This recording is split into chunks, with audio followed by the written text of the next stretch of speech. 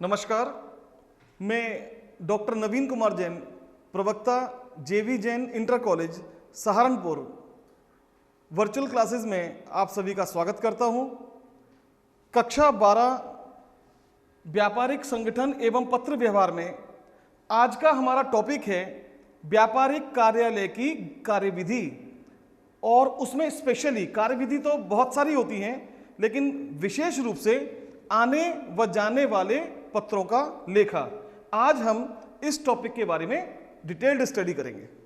आने व जाने वाले पत्रों का लेखा, ये आप सभी सीखेंगे। इसके सीखने के उद्देश्य क्या हैं, इसको समझने के उद्देश्य क्या हैं, हम जानेंगे कि कार्यालय में आने वाले पत्रों के संबंध में क्या क्या कार्यविधि की जाती है। जितने भी पत्र हमारे यहाँ आते हैं उसके संबंध में क्या क्या कार्य करने पड़ते हैं। कार्यालय से जितने पत्र जाते हैं उनके संबंध में क्या कार्यविधि अपनाई जाती है। आने और जाने वाले पत्रों के संबंध में कुछ रजिस्टर मेंटेन करने पड़ते हैं, वो ज़रूरी हैं। पहला रजिस्टर है पत्र प्राप्ति रजिस्टर, दूसरा है पत्र प्रेषण रजिस्टर, तीसरा है डाक व्यय रजिस्टर, चौथा है पत्र वाहक पुस्तक। इन चारों रजिस्टर के अर्थ क्या हैं, क्यों बनाए जाते हैं, कैसे बनाई जाती है, इनका नमूना क्या है और इनके बनाने के क्या लाभ हैं, इसका हम इस चैप्टर में अध्ययन करेंगे। इससे पहले आप अध्ययन कर चुके हैं कि व्यापारिक कार्यालय किसे कहते हैं, व्यापारिक कार्यालय के क्या क्या कार्य हैं, किन बिंदुओं को ध्यान में रखकर व्यापारिक कार्यालय की स्थापना की जाती है, व्यापारिक कार्यालय का आज के युग में क्या महत्व है, व्यापारिक कार्यालय के कौन कौन से विभाग होते हैं, क्योंकि कार्य के हिसाब से विभाग बनाना बहुत जरूरी है। तो कौन कौन से विभाग होते हैं जिनमें व्यापारिक कार्यालय को बांटा जाता है और व्यापारिक कार्यालय के द्वारा कौन कौन से कार्य संपादित किए जाते हैं। व्यापारिक कार्यालय की कार्यविधि व्यापारिक पत्रों के संबंध में। व्यापारिक कार्यालय के तो बहुत सारे कार्य होते हैं, लेकिन हम विशेषकर वर्णन करेंगे पत्रों के संबंध में। आपने पिछले चैप्टर में पढ़ा था कि व्यापारिक कार्यालय के कितने विभाग होते हैं, उसमें से एक विभाग आपने पढ़ा होगा, उसका नाम है पत्राचार विभाग, कोरेस्पोंडेंस डिपार्टमेंट। यह विभाग व्यापार में आने और जाने वाले पत्रों का हिसाब किताब रखता है। तो पत्र कितने प्रकार के होते हैं, दो प्रकार के, कार्यालय में आने वाले पत्र, कार्यालय से जाने वाले पत्र। अब सबसे पहले हम पढ़ेंगे आने वाले पत्रों से क्या आशय है। जो पत्र हमारे पास आते हैं वो आने वाले पत्र कहलाते हैं। कैसे आते हैं, मेल के द्वारा आ सकते हैं। आज के समय में टेक्नोलॉजी का युग है, हमारी एक मेल आईडी होती है, हम सभी व्यापारियों को, सभी ग्राहकों को अपनी मेल आईडी शेयर कर देते हैं और वो ग्राहक जो भी हमें पत्र भेजते हैं वो हमारी मेल आईडी पर भेज देते हैं। तो मेल के द्वारा आ सकते हैं, फैक्स के द्वारा आ सकते हैं, फैक्स मशीन होती है, एक उसका नंबर दिया जाता है, उस पर पत्र आ जाते हैं हमारे पास। इसके अलावा डाकिये के द्वारा पत्र आ सकते हैं, जो रजिस्टर्ड डाक या साधारण डाक के द्वारा, या स्थानीय पत्र पत्र वाहक के द्वारा आते हैं। तो जो पत्र हमारे पास विभिन्न माध्यमों से आते हैं उन पत्रों को आने वाले पत्र कहा जाता है। बच्चों, जो भी पत्र हमारे व्यापार में आते हैं उनका एक सिस्टम बनाना पड़ता है, उनकी एक कार्यविधि अपनानी पड़ती है। अदरवाइज क्या होगा, पत्र आए, पढ़ लिया, उठाकर रख दिया, पता चला वो खो गया, फिर ढूंढ रहे हैं वो पत्र मिल नहीं रहा। तो जब तक एक कार्यविधि ना अपनाई जाए पत्र सुरक्षित नहीं रहेंगे। तो आने वाले पत्रों के संबंध में एक उपक्रम में, एक संस्था में क्या क्या कार्य करने पड़ते हैं उसका मैं स्टडी कर रहा हूं। सबसे पहले पत्रों की प्राप्ति, पत्र प्राप्त होना, यह भी इंपॉर्टेंट है, पत्रों की प्राप्ति भी इंपॉर्टेंट है, क्योंकि आपको अभी बताया था कि पत्र 4 प्रकार से प्राप्त हो सकते हैं। संदेश वाहक के द्वारा, जो स्थानीय पत्र हैं वो संदेश वाहक के द्वारा प्राप्त होते हैं, चपरासी के द्वारा, पियून के द्वारा प्राप्त होते हैं। डाक के द्वारा पत्र प्राप्त हो सकते हैं, या तो डाकिया खुद लेकर आता है, जो साधारण डाक है, या स्पीड पोस्ट रजिस्ट्री डाक, वो डाकिया खुद लेकर आता है। इसके अलावा पोस्ट बॉक्स और पोस्ट बैग के द्वारा भी हमें डाक प्राप्त हो सकती है। थोड़ा सा आपको समझाना चाहूंगा, पोस्ट बॉक्स क्या है। पोस्ट बॉक्स एक सुविधा है जो डाकघर के द्वारा हमें दी गई है। डाकघर में बॉक्स बने होते हैं, हर बॉक्स पर एक नंबर होता है, वो बॉक्स बंद होता है, उस पर एक लॉक होता है, उसकी 2 चाबियां होती हैं। एक चाबी डाकघर के पास रहती है, एक चाबी व्यापारी को दे दी जाती है। एक निश्चित शुल्क देके हम अपना कोई सा भी एक बॉक्स बुक करा देते हैं और उस बॉक्स का नंबर हमारे नाम आवंटित हो जाता है, अलॉट हो जाता है। जैसे बॉक्स का नंबर है 110, तो हमारा नंबर हो गया 110, हमारा एड्रेस भी यही हो गया, post box number 110, district Saharanpur. बस इसी एड्रेस पर हम अपना यही एड्रेस सबको मैसेज कर देते हैं। अगर हम चाहें कि हम अपना एड्रेस किसी को ना बताएं तब भी ये काम कर सकते हैं। पोस्ट बॉक्स नंबर 110 सहारनपुर, इस एड्रेस पर लेटर आएंगे। डाकघर में वो सभी लेटर 110 नंबर के जितने भी लेटर हैं वो 110 नंबर के पोस्ट बॉक्स में डाल दिए जाते हैं। बात समझ में आ गई? जब हमें लेटर मंगवाने हैं, हम अपने चपरासी को, एक कर्मचारी को डाकघर भेजते हैं, उसकी चाबी लेकर, वो चाबी लेकर वहां से उस बॉक्स को खोलता है, 110 नंबर के बॉक्स को, और समस्त उसके प्रपत्र, सारे कागज, सारी चिट्ठियां वो थैले में भर के हमारे पास ले आता है। इसका एक निश्चित शुल्क होता है। अगला साधन है पोस्ट बैग के द्वारा पत्र प्राप्त करना। पोस्ट बॉक्स तो हमारा है ही, अगर हम ये चाहते हैं कि हमारी डाक सुरक्षित हमारे यहाँ पहुंच जाए, बीच में उसे कोई खोले ना, कोई देखे ना, या कोई उसे चोरी ना कर ले, इसलिए पोस्ट बैग भी ले लिया जाता है। जिस प्रकार पोस्ट बॉक्स होता है उसी प्रकार पोस्ट बैग भी होता है, उसका भी लॉक होता है। उस पर भी 2 चाबियां होती हैं, एक चाबी डाकघर के पास रहती है, दूसरी चाबी व्यापारी के पास रहती है। व्यापारी को जब भी डाक मंगवानी हो, वो उस पर थैले पर ताला लगाकर वो अपने चपरासी कर्मचारी के द्वारा डाकघर से मंगवाता है। डाकघर के कर्मचारी उस बॉक्स में से डाक निकालकर उस पोस्ट बैग में डालकर ताला फिर बंद कर देते हैं, और ताला बंद थैला हमारा कर्मचारी हमें सौंप देता है। हम अपनी चाबी से उस ताले को खोलकर सारी डाक निकाल लेते हैं। हमें यह सुनिश्चित हो जाता है कि डाक सुरक्षा से डाकघर से हमारे यहाँ तक पहुँच गई है, बीच में इसे किसी ने खोला नहीं है, बीच में इसको किसी ने देखा नहीं है। तो इस प्रकार डाक के द्वारा 3 प्रकार से पत्र प्राप्त हो सकते हैं, डाकिए के द्वारा, पोस्ट बॉक्स के द्वारा, पोस्ट बैग के द्वारा। अगला है ईमेल के द्वारा। एक मेल आईडी हम रजिस्टर्ड कर लेते हैं, आप सभी जानते हैं मेल आईडी बना ली जाती है, और वो मेल आईडी अपने सभी ग्राहकों को, सभी कंपनियों को जहां से हमारा लेन देन है, सबको शेयर कर दी जाती है, और जो भी लेटर है हमारी मेल आईडी पर तुरंत पहुंच जाता है। मेल आईडी पर लेटर आने का ये फायदा है कि लेटर आप भेजने और लेटर प्राप्त होने में कुछ ही सेकंड में लेटर भेजा भी जा सकता है और लेटर प्राप्त भी हो सकता है। फैक्स मशीन द्वारा, अगर हमें फैक्स मशीन से पत्र मंगवाना है तो हमारे पास फैक्स मशीन होनी चाहिए, भेजने वाले के पास भी फैक्स मशीन होनी चाहिए। वो लेटर की हार्ड कॉपी उसकी प्रतिलिपि के रूप में हमारे पास फैक्स मशीन के द्वारा प्राप्त हो सकती है।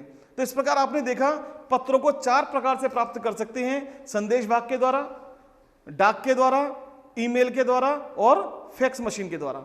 अब पत्र प्राप्त हो गए, अब अगला स्टेप है पत्रों को खोलना। देखिए ये स्टेप में क्यों डाला, जब हमें पता है पत्र प्राप्त होंगे तो खोले तो जाएंगे, लेकिन खोलने का स्टेप क्यों डाला गया? क्योंकि पत्र 2 प्रकार के होते हैं। नंबर 1 व्यक्तिगत पत्र, नंबर 2 व्यापारिक पत्र। हमारी उपक्रम में हजारों लोग काम करते हैं, अगर कोई पत्र किसी व्यक्ति के नाम से आया है, चाहे वो उपक्रम से ही संबंधित क्यों ना हो, लेकिन यदि उसका नाम लिखा हुआ है तो उस पत्र को खोलने का अधिकार केवल उसी व्यक्ति का होगा, पत्राचार विभाग उस पत्र को नहीं खोल सकता। अगर व्यापारिक पत्र है, अगर पत्र उपक्रम के नाम से आया है, जैसे उदाहरण के लिए बता दूं, जैसे KL शर्मा विक्रय प्रबंधक XYZ कंपनी लिमिटेड नोएडा, पत्र विक्रय प्रबंधक लेकिन KL शर्मा के नाम आया है, उस पत्र को खोलने का अधिकार KL शर्मा का है। अगर पत्र आया है विक्रय प्रबंधक XYZ कंपनी लिमिटेड नोएडा, इसका मतलब पत्र विक्रय प्रबंधक के नाम आया है, KL शर्मा के नाम नहीं आया, यह उपक्रम का पत्र माना जाएगा और इसे पत्राचार विभाग खोल सकता है। अब इस प्रक्रिया का जो तीसरा पॉइंट है वो है पत्र पर मोहर लगाना। पत्र पर मोहर लगाना, एक मोहर बना ली जाती है, जैसे ये मोहर हमने बनाई है XYZ प्राइवेट लिमिटेड, क्रम संख्या, कौन से सीरियल नंबर का पत्र आया, किस दिनांक को आया, किस समय आया, पत्र पर संक्षिप्त विवरण क्या है, मतलब पूरा पत्र लिखा हुआ है लेकिन मेन पॉइंट उस पत्र का क्या है, वो संक्षिप्त विवरण, और वो पत्र किस विभाग से संबंधित है उस विभाग का नाम लिख के पत्राचार का अधिकारी अपने हस्ताक्षर कर देता है। इस क्रिया को कहते हैं डोकेटिंग। पत्र पर मोहर लगाकर पत्र के संक्षिप्त विवरण को कहते हैं डोकेटिंग करना। तो डोकेटिंग की जाती है। उसके बाद इसका लेखा पत्र प्राप्ति पुस्तक में किया जाता है। जितने भी लेटर हमारे पास आते हैं सभी का एक रजिस्टर बनाया जाता है। उस रजिस्टर का नाम है पत्र प्राप्ति रजिस्टर और उस लेटर का पूरा ब्यौरा उस रजिस्टर में लिखा जाता है। इस रजिस्टर को मैं आगे अभी समझाऊंगा। संबंधित विभाग में भेजना। अब जो पत्र, बहुत सारे विभाग हैं, अलग अलग विभाग है। कोई पत्र क्रय विभाग से संबंधित है, कोई पत्र लेखा विभाग से संबंधित है, कोई पत्र विक्रय विभाग से संबंधित है। तो जिस विभाग का पत्र है उस विभाग में भेज दिया जाता है। उचित कार्यवाही करना। पत्राचार विभाग यह भी देखता है कि जो पत्र हमने जिस विभाग में भेजा उस पर क्या कार्यवाही की गई, उसका क्या जवाब दिया गया, तो उचित कार्यवाही की जाती है और उसके बाद पत्रों को फाइलों में सुरक्षित रख दिया जाता है, जिसे आपने नस्तीकरण के माध्यम से पढ़ा है कि नस्तीकरण में पत्रों को सुरक्षित ढंग से रखने का तरीका है। अभी जैसा मैंने बताया कि पत्र प्राप्त होते हैं, उनका लेखा पत्र प्राप्ति रजिस्टर में किया जाता है। यह उस रजिस्टर का नमूना है। ऐसा रजिस्टर जिसमें आने वाले पत्रों का लेखा किया जाता है, ऐसे रजिस्टर को पत्र प्राप्ति रजिस्टर कहते हैं। लेटर रिसीविंग बुक, इसका एक नमूना दिया हुआ है। इसके खाने आप देख लीजिए, क्योंकि एग्जाम में इसका नमूना बनाने को आ सकता है, तो आपको नमूना अपने हाथ से बनाना है। पहला खाना है क्रम संख्या, इस पर सीरियल नंबर छपा रहता है या हाथ से पहले से लिख लिए जाते हैं आखिरी तक। प्राप्ति की तिथि, किस डेट को लेटर प्राप्त हुआ। प्रेषक का नाम और पता, किस व्यक्ति ने भेजा उसका एड्रेस क्या है। पत्र की संख्या व तिथि, उस पत्र पर क्या नंबर लिखा हुआ है, जिसने भेजा उसका नंबर, और किस डेट से वो पत्र चला हुआ है। संक्षिप्त विवरण, उस पत्र का संक्षिप्त विवरण क्या है, जैसे आदेश पत्र लिखा हुआ है। विभाग का नाम, किस विभाग से संबंधित है, हमारा वो पत्र हमारे किस विभाग से संबंधित है। उत्तर देने की तिथि, उस पत्र का उत्तर किस डेट को दिया गया। विभागीय अध्यक्ष का हस्ताक्षर, जिस विभाग को हमने पत्र दिया उसके यहाँ सिग्नेचर करा लिए जाते हैं, हस्ताक्षर करा लिए जाते हैं। और विशेष टिप्पणी, यदि विशेष टिप्पणी है, जैसे अब ये पत्र है 204 नंबर पे, 7 अक्टूबर 2020 को हमें प्राप्त हुआ। प्राप्त किससे हुआ, कृष्णा स्टोर्स मेरठ वालों से प्राप्त हुआ। पत्र पर 117 नंबर डला हुआ है, 1 अक्टूबर 2020 का लेटर चला हुआ है और पत्र में आदेश पत्र, उन्होंने हमें माल का आदेश दिया है। इसका मतलब, माल का आदेश का मतलब क्या है, विक्रय से संबंधित है, क्योंकि माल कौन भेजेगा, विक्रय विभाग, तो विक्रय विभाग से संबंधित है। 8 तारीख को हमने इसका उत्तर दिया। क्या उत्तर दिया, स्वीकृति की गई, मतलब हमने आदेश की स्वीकृति दे दी। हाँ, आपका आदेश हमें मिल गया, आपका आदेश हमें स्वीकार है और इतने दिनों के अंदर हम आपका माल भेज देंगे। इसे कहते हैं आदेश की स्वीकृति। बात समझ में आ गई। और विभागीय अध्यक्ष के हस्ताक्षर, विक्रय विभाग के अध्यक्ष के हस्ताक्षर करवा लिए, केशव वर्मा। इसी प्रकार हम लगातार पत्रों को लिखते रहेंगे। अगर ये एग्जाम में उदाहरण देने को आता है, नमूना बनाने को आता है, तो आप इस तरह से नमूना बनाएं, 1 या 2 इसके अंदर डिटेल लिख कर दें। अब पत्र प्राप्ति पुस्तक के उद्देश्य क्या हैं, इसके लाभ क्या हैं, क्यों रखते हैं। नंबर 1, पत्र के विषय में संक्षिप्त सूचना। पत्र को देखने के लिए, पत्र के विषय में जानने के लिए बार बार पत्रों को पलटने की जरूरत नहीं है। रजिस्टर देखकर हर पत्र के विषय में हम कोई भी जानकारी हासिल कर सकते हैं। पत्र खो जाने पर सुविधा, अगर पत्र खो जाए, ऐसा वैसे होना नहीं चाहिए, लेकिन अगर ऐसा हो जाए तो भी इतना नुकसान नहीं होता, क्योंकि उस पत्र की पूरी सूचना इस रजिस्टर में नोटेड है। उत्तरदायित्व का निर्धारण, जिम्मेदारी बन जाती है। जिम्मेदारी क्या बन जाती है, आप यहां देखो, कृष्णा स्टोर का लेटर आया, विक्रय विभाग का लेटर है, केशव वर्मा को हमने लेटर सौंपा है। केशव वर्मा की जिम्मेदारी है इस लेटर का जवाब तैयार करना, इस पर कोई ना कोई कार्यवाही करना। तो उत्तरदायित्व का निर्धारण जिम्मेदारी बन जाती है, उत्तरदायित्व निर्धारित हो जाता है। कर्मचारियों पर नियंत्रण, चूंकि हर चीज लिखित में है, कोई भी लेटर, कर्मचारी काम करने में लापरवाही नहीं करते। अगर हमने लिखा ना हो तो कोई भी लेटर खो देगा। हर व्यक्ति कह देगा मुझे नहीं पता, मैंने नहीं लिया, मैंने नहीं रखा। लेकिन अगर लिखित में है तो कर्मचारियों पर नियंत्रण रहेगा कि यह पत्र लिखा हुआ है, यह पत्र कहां गया। ग्राहकों को संतुष्टि, अगर किसी पत्र के आने और जाने के विषय में ग्राहक को कोई कंफ्यूजन है, इस रजिस्टर को दिखाकर हम उसका कंफ्यूजन दूर कर सकते हैं। बाहर जाने वाले पत्रों से आशय, अभी इससे पहले आपने पढ़ा आने वाले पत्रों से आशय, अब हम पढ़ रहे हैं बाहर जाने वाले पत्रों से आशय। ऐसे पत्र जो हम दूसरी कंपनियों को, दूसरे व्यक्तियों को, अपने ग्राहकों को, नए ग्राहकों को जो हम लिखकर भेजते हैं या जो पत्र हमारे पास आए हैं उनके उत्तर में भेजते हैं, ऐसे पत्रों को बाहर जाने वाले पत्र कहते हैं। और बाहर जाने वाले पत्र हम कैसे भेज सकते हैं? उसी तरह से मेल के द्वारा भेज सकते हैं, फैक्स के द्वारा भेज सकते हैं, डाक के द्वारा भेज सकते हैं, पत्रवाहक के द्वारा भेज सकते हैं। तो ऐसे सभी पत्रों को जाने वाले पत्र कहा जाता है।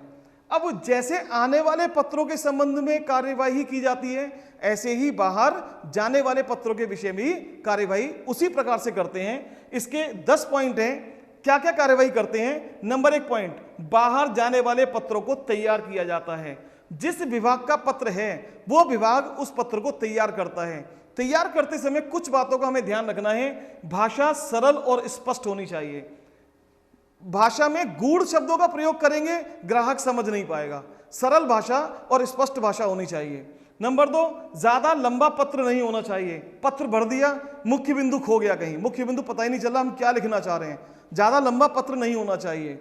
पत्र मुख्य बिंदु पर केंद्रित होना चाहिए। जो आप कहना चाह रहे हो उस पर केंद्रित होना चाहिए। जो भी इसके अंदर हम शब्दावली का प्रयोग करें, जो भी भाषा का प्रयोग करें, उद्देश्य यह होना चाहिए कि जो पढ़ते ही समझ जाए कि हम क्या कहना चाह रहे हैं। और पत्र पर अधिकृत अधिकारी के हस्ताक्षर, सिग्नेचर, बिना सिग्नेचर करा हुआ पत्र भेज दिया वो वैलिड नहीं होता। अधिकृत अधिकारी के हस्ताक्षर होने चाहिए। जैसे क्रय विभाग का पत्र है तो क्रय अधिकारी के, परचेज मैनेजर के, विक्रय विभाग का पत्र है तो सेल्स मैनेजर के, इस पर साइन होने चाहिए। तो सबसे पहले हमने पत्रों को तैयार कर लिया। उसके बाद पत्रों की प्रतिलिपि तैयार करते हैं। अभी आपने पहले भी पढ़ा हुआ है कि पत्रों की प्रतिलिपि को कार्यालय में सुरक्षित रखना अनिवार्य है। इसलिए अगर हम पत्र बाहर भेज रहे हैं, पत्र फाइनल तैयार हो जाए, उसकी एक कॉपी करके अपने पास रख लेनी चाहिए। पत्रों की अनेक प्रतिलिपियां तैयार करना।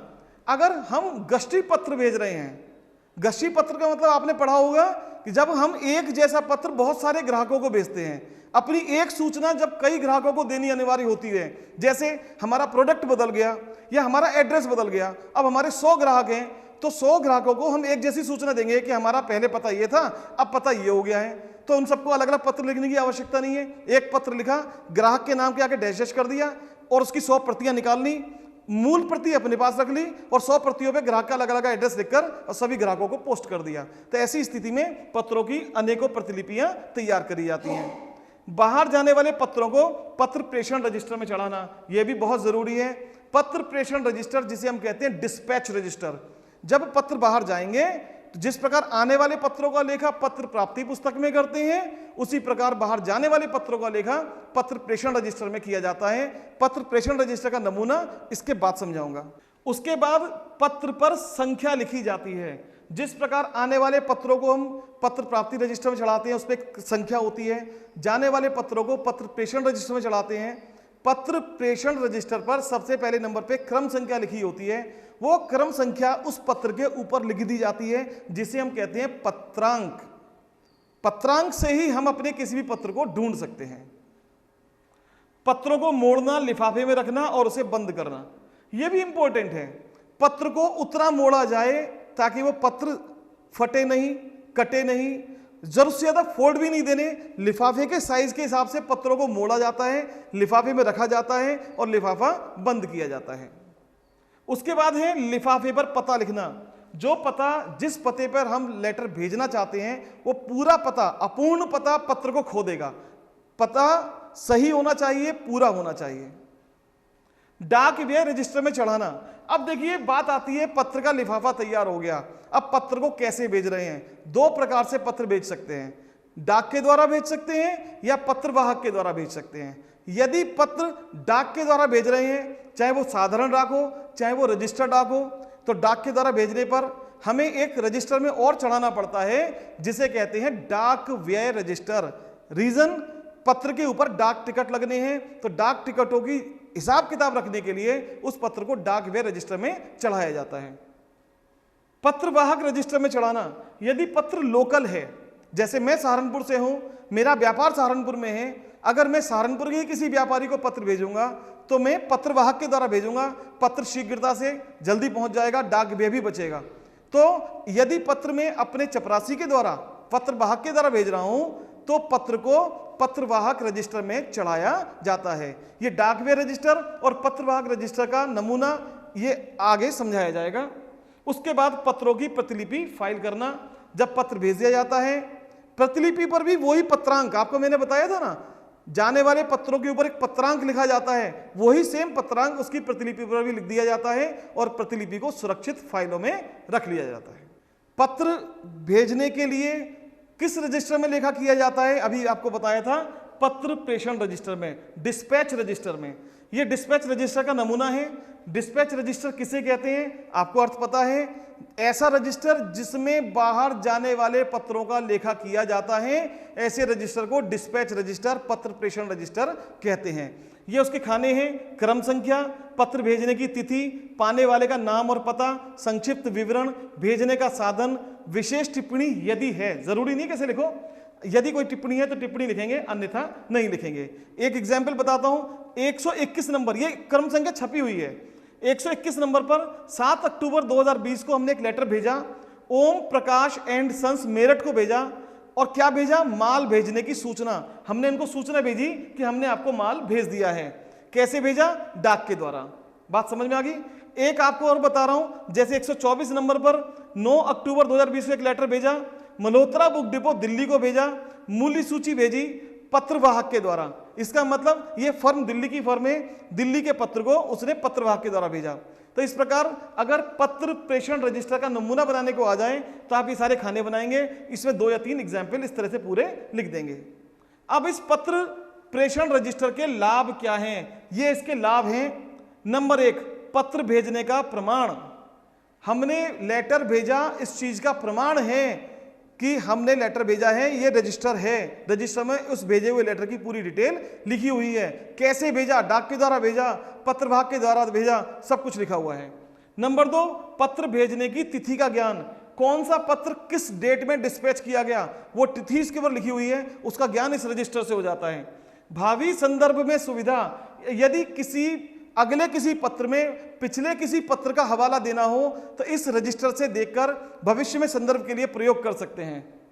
उत्तरदायित्व का निर्धारण, जैसे आपको पहले भी बता चुके हैं, चूंकि हर लेटर, आने वाला लेटर भी हम रजिस्टर में नोट कर रहे हैं, जाने वाला लेटर भी रजिस्टर में नोट कर रहे हैं, जिम्मेदारी बन जाती है जो नोट कर रहा है। हम उससे पूछ सकते हैं, उसकी जवाबदेही है कि वो लेटर कहां गया। उत्तरदायित्व का निर्धारण हो जाता है। ग्राहकों को याद दिलाने में सुविधा, यदि कोई ग्राहक हमसे लंबे समय से संपर्क नहीं कर रहा है तो उसके पिछले पत्र को हमने कब भेजा उसका संदर्भ लेते हुए दोबारा पत्र भेज सकते हैं, उसको याद दिलाने के लिए कि आपका कोई ऑर्डर नहीं आया। अब हम पढ़ेंगे डाक व्यय पुस्तक, पोस्टेज बुक। अभी इससे पहले आपको बताया था कि जब पत्र भेजते हैं तो 2 प्रकार से भेजते हैं, या तो डाक के द्वारा या पत्रवाहक के द्वारा। अगर पत्र डाक के द्वारा भेजे जा रहे हैं तो उसका लेखा डाक व्यय रजिस्टर में किया जाता है। रीजन क्या है? क्योंकि उसके ऊपर डाक टिकट लगना है, रजिस्ट्री का या स्पीड पोस्ट का या साधारण डाक का। तो डाक टिकटों का हिसाब किताब रखने के लिए एक रजिस्टर बनाना जरूरी होता है, उस रजिस्टर को डाक व्यय रजिस्टर कहते हैं। यह डाक व्यय रजिस्टर का नमूना है। इसका नमूना पहले और नमूने से थोड़ा अलग है। डाक व्यय का हिसाब किताब रखने के लिए, डाक के द्वारा पत्रों को भेजने के लिए एक कर्मचारी की नियुक्ति कर दी जाती है। वो कर्मचारी ये डाक का हिसाब किताब रखता है। अब देखो उसमें लिखा हुआ टिकट हाथ में 200 रुपए के, मतलब उस व्यक्ति के पास, उस कर्मचारी के पास 200 रुपए के टिकट हैं, डाक टिकट। अब 116 नंबर पर हमने लेटर भेजा, क्रम संख्या 116, डेट 5 अक्टूबर 2020 को भेजा। प्राप्तकर्ता का नाम और पता, खुराना स्टोर्स अलीगढ़ को हमने पत्र भेजा। वाहक का नाम, ये वो वाहक है जो डाक को डाकघर में छोड़कर आता है, उसका नाम लिखवा दिया मोहित, उसके सिग्नेचर करवा दिए।